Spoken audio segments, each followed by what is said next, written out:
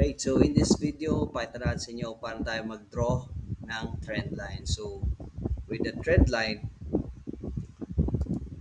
we need to check for the trend, right? And also the support and resistance levels. So, kapag ganito,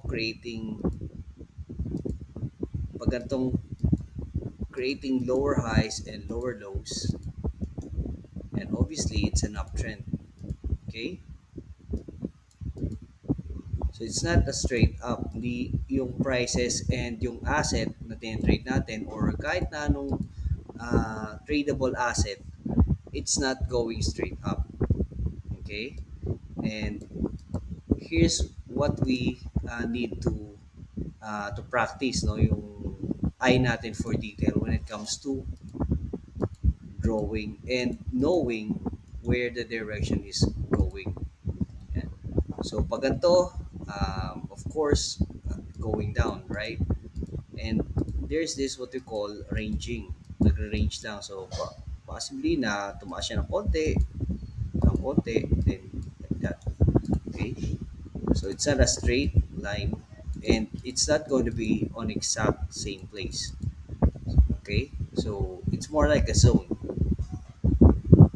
Right? So paano nga ba natin siya i-drawing? So I always start with the higher time frame. Okay? So this is where we need to check for the general direction. Okay. So in longer term, we are seeing that gold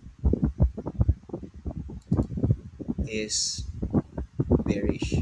Okay, with the war still going on, etc., etc., and that's the general direction. But recently, as you can see here, it's going up. Okay, so it may or may not break this for the trend continuation.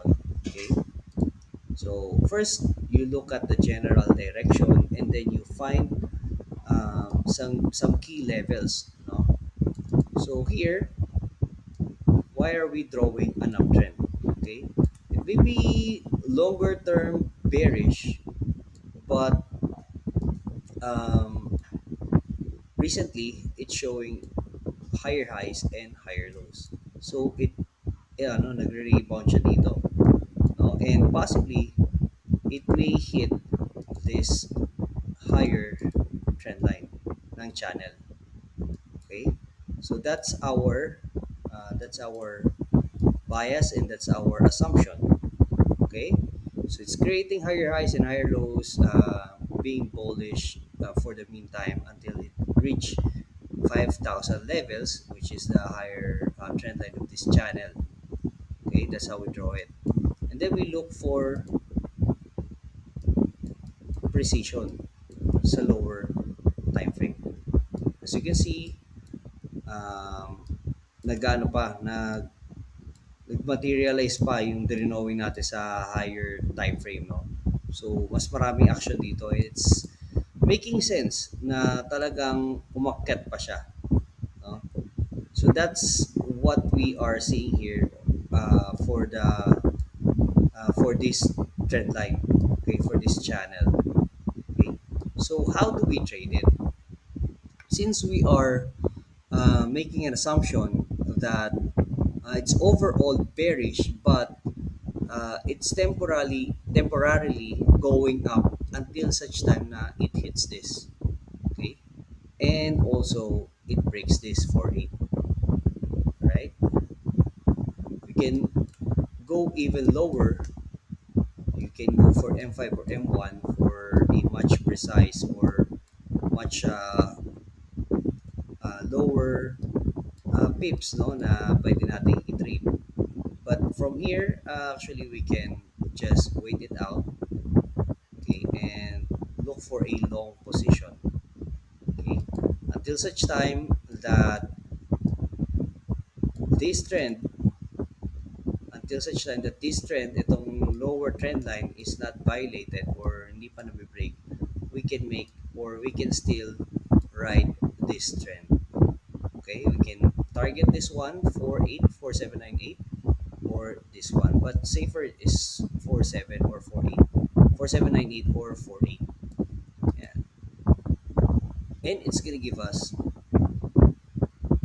1 is to 2 ratio, 2.03 risk to reward ratio. Okay, so our stop loss is below the trend line, and we are targeting this one. And as the price goes higher, we can just adjust our stop loss to the break even or even in the positive zone. Okay, that will save us spread, and also it will help us to milk the market or milk the trend. No? So just like this, if we were able to write this,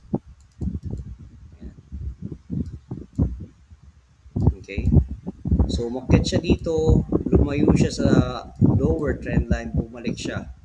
No? Again, it's not going to be exactly, or it's not going to be in the exact same.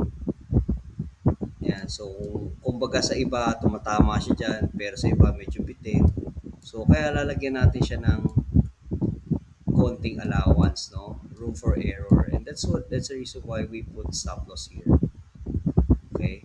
So, that's our assumption, and that's why we are looking at a bullish trend right now. Okay? Until such time that this one gets violated, and pag yun naman ang nangyari, okay, pag yun naman ang nangyari, then we can look for another way to look at the picture and draw a different channel or a different trend line. Okay, but the general bias is that until such time that it goes up here sa 5,000 level or 5,100 level, we can see some movement pataas.